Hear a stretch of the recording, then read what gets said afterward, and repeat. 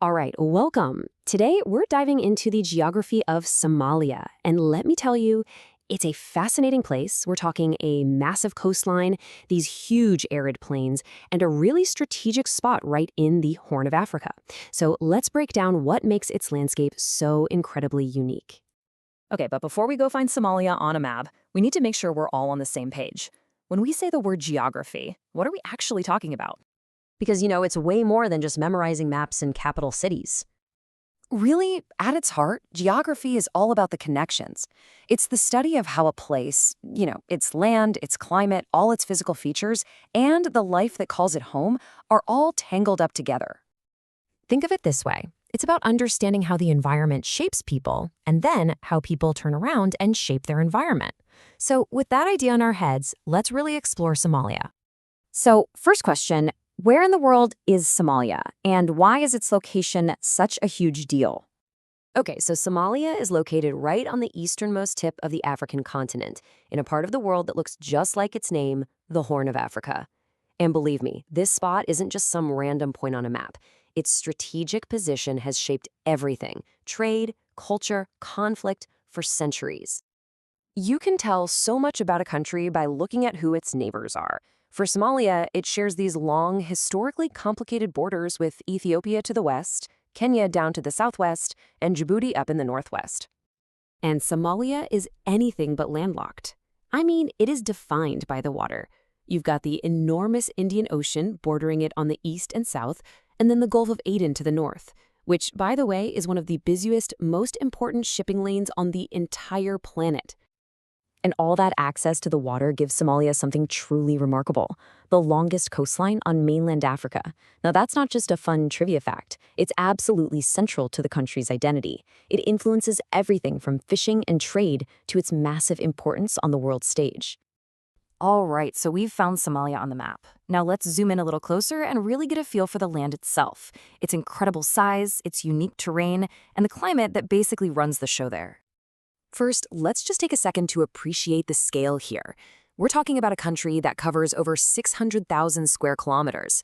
Now, to put that into perspective for you, that's roughly the same size as France. It is a big place. So what does all that space look like? Well, for the most part, it's a country of these huge, wide-open plains and very dry, arid land. This open, rugged terrain is basically the canvas for Somali life, especially its famous pastoral traditions. And yet, with a landscape like that, you get a climate that's pretty much hot all year round. But life there isn't really dictated by the heat. It's dictated by water. The entire rhythm of the year is built around two absolutely critical rainy seasons that bring everything back to life. These seasons even have names. First, you have the Goo season, which brings the heavy, life-giving downpours that turn the plains green. That's followed later by the Deer, which has lighter but still totally essential rainfall. Seriously, whether these two seasons are good or bad can decide the fate of entire communities for the whole year. So, we've got the location, we've got the land, and we've got the climate. Now let's start connecting the dots. What really special features pop up when you put all of these pieces together? So, what are they? What are those defining characteristics? This is how it all clicks into place. That massive coastline, it offers huge potential for fishing and global trade. Those dry, wide-open plains, they're perfectly suited for a large population of pastoralists, nomadic communities whose entire way of life revolves around herding animals. Then down south, you have the Shabelle and Juba rivers, creating these green, fertile corridors that are absolute lifelines for farming. And tying it all together is its location, making it a natural crossroads for ships from all over the world. These are the real pillars of Somalia's geography. Wow, okay, so we've covered a lot of ground, traveling all across the Somali landscape. Let's do a quick recap of the biggest takeaways before we wrap up with one last really important question. So, to sum it all up, you've got Somalia's strategic location in the Horn of Africa, its gigantic coastline, and its vast arid plains that are kept alive by those two crucial rainy seasons.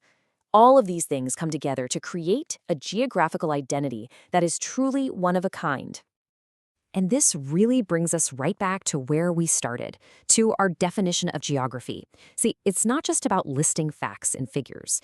The real question is this: How does this unique landscape, the long coast, the dry plains, the vital rivers, how does it all shape the lives, the culture, and the future of the Somali people? Answering that is what geography is all about. Thanks for joining me for this explainer.